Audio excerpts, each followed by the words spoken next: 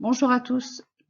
Pour revenir sur le dernier cours de microbiologie et sur la respiration des micro-organismes, je crois que vous n'avez pas tous très bien compris quel était l'objectif de ce cours. Donc je voudrais revenir sur quelques points avec vous.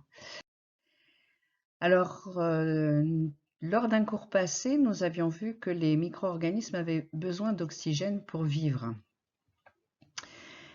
Et voilà, il se trouve qu'un problème s'est posé à moi. J'ai acheté de la viande hachée sous vide, donc évidemment sans présence d'oxygène, et pourtant, quelques jours après, j'aperçois sur la viande un film blanc et poisseux, ce qui veut dire que des micro-organismes d'altération se sont développés. Donc la question qui se pose, c'est pourquoi ces micro-organismes d'altération se sont développés malgré l'absence d'oxygène. Donc, à partir de là, j'émets une hypothèse. Les mots sont peut-être capables de se développer malgré l'absence d'oxygène.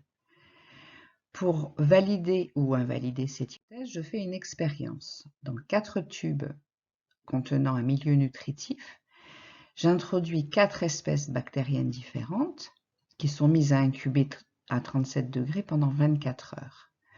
Au bout des 24 heures, on observe à quel niveau du tube se sont développées les bactéries.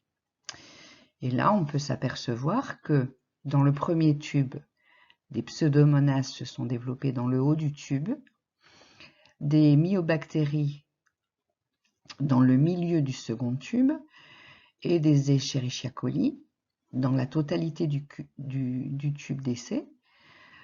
Et dans le quatrième, le bacille botulique ne s'est développé que dans le fond du tube. À partir de là, je peux en tirer les conclusions suivantes. Selon l'espèce de micro-organisme à laquelle j'ai affaire, certains ont effectivement besoin d'oxygène et d'autres pas du tout.